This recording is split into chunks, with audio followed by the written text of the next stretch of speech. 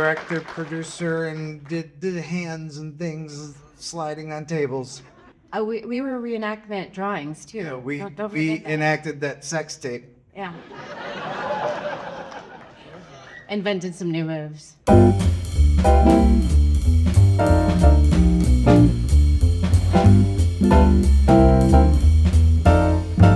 Hello, welcome to Movie Town. We're here at the DGA Theater for the Slamdance Film Festival. I'm joined by Seth Gordon, Nikki Calabrese, who just had their film Under the Rainbow premiere here. Thanks for coming on Movie Town. Thanks for having us. Yeah, and so this was the first show with an audience? Yes, ever. Yeah, ever. Yeah. Just like little small screenings with friends? Like what's it? We had what's it like been? a year ago, we had maybe a couple small screenings with like 10, 15 people Yeah. just who were friends already and just see if we were lost or do we have something or that kind of thing. But this was the first crowd, Yeah. the first, and it's been a long time since Right. we've shown any version. Yeah, how long? From when like the first interview or frame you shot to today? How long has it been? 20 years. 20 years. Yeah, that's a good while. So was it around the same time of King of Kong or? Yeah, I shot that first interview before shooting most of King of Kong. So it was really early. It was like tape in a drawer and we'll see what happens with that story. I don't know. It just seemed like a potentially really sad thing, but then it changed so much over, the 15 years after. Yeah. And so how does it, just from you all are certainly well established in like TV, movies, you've made a lot. How does it like feel having a movie at Slamdance, which is, kind of a little bit smaller festival, feistier festival? Like, what does that mean for this film? I've had films at a few festivals. Yeah. Some of the famous ones. Yeah. Slamdance is the best. Yeah. Because it's the real shit. It's Yeah. like people who are programming it make movies themselves.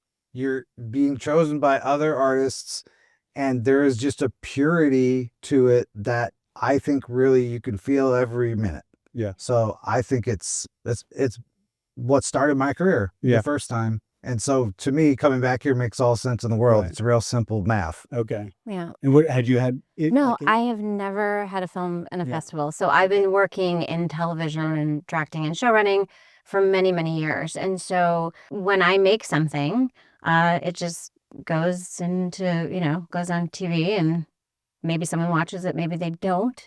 But I don't have the experience of being in an audience. And so this was incredible.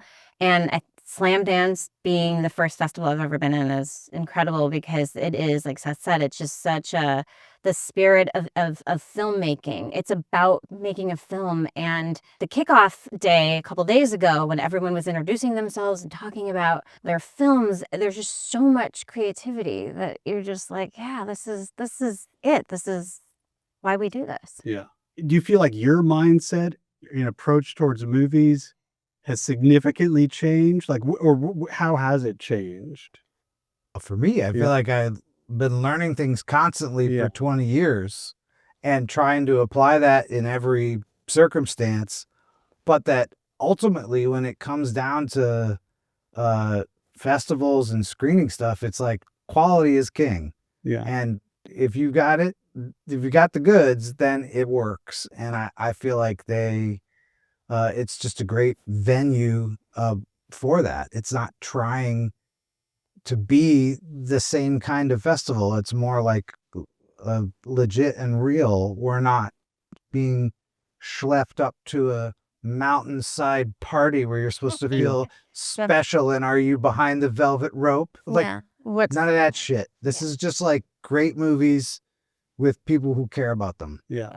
And for this story, Under the Rainbow, obviously a very like twisty true crime character, but also, it's about the ruby slippers from Wizard of Oz. Like, what first sparked you? Was it like a character from this story, or was it that like being a cinephile and the connection to this film? For me, I knew Michael. Okay. And so I was amazed by him as a human. Yeah. He had such incredible stories about films, but his own personal story, which he wasn't super quick to come out with, was super interesting too. Yeah.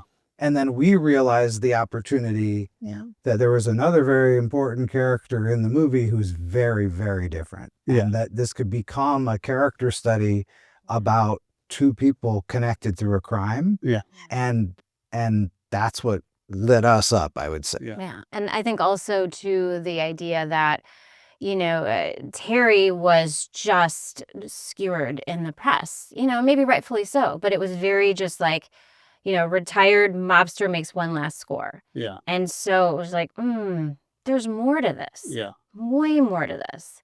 So it was just this knowing that, and for me, and after doing years of television too, where you just have to have good and bad, black and white sort of characters to be able to just explore who this man was. It was an incredible opportunity. And then it just, their worlds sort of converged. And it was the shoes, but it was all these experiences. I mean, everybody, it's a human thing to experience shame, loss, trauma. And they all just kind of came together. And so where the idea in the public facing story was, victim and criminal, we just knew instinctively that it wasn't that simple. Yeah. I think we also love getting lied to. Yeah. Oh yeah. We, Yes. we like yeah. knew we were getting lied to, but it was, you knew that, you could spot the lies, but it became interesting. Why? Yeah. Why are they telling that lie? Yeah.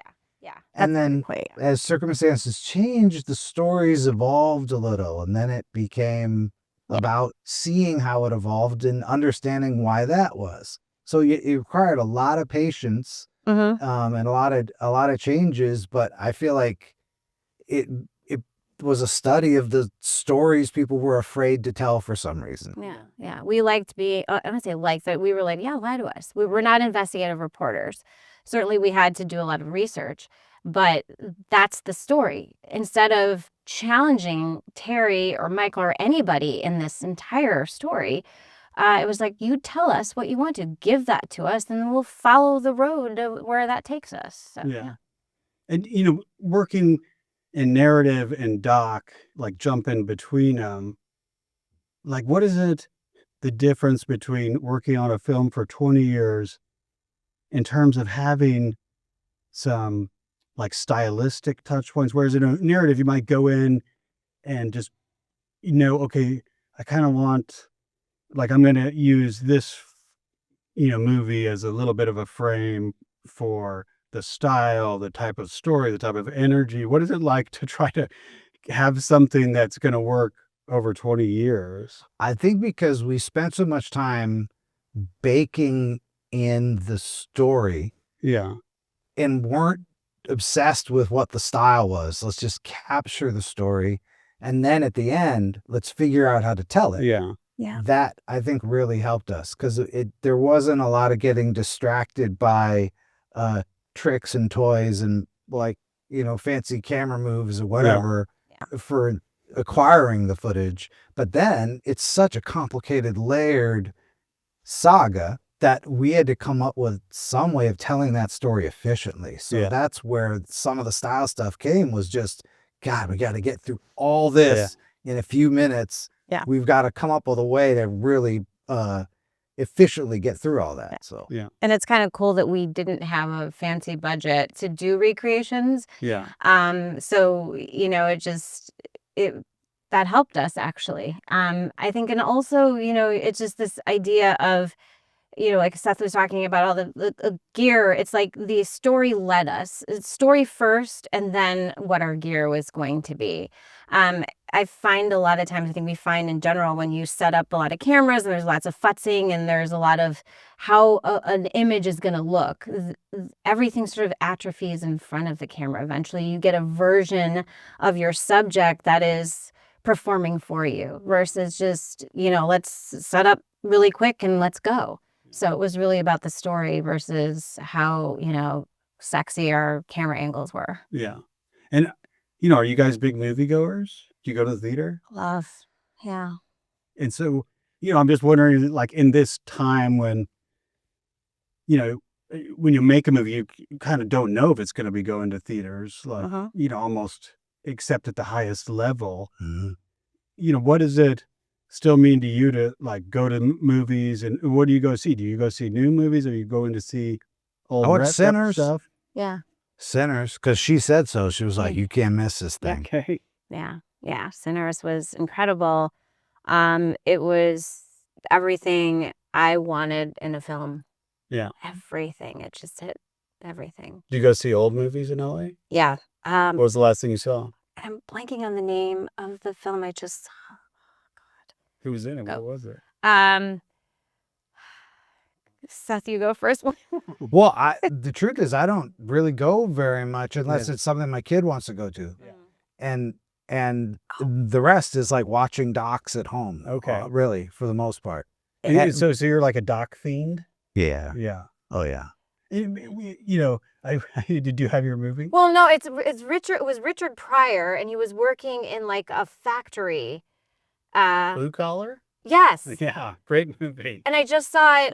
Yes, I just went to the theater to see it. Yeah. Why did I What blank on the theater did you name? go to? The one on. Is it Beverly? The little. New Beverly?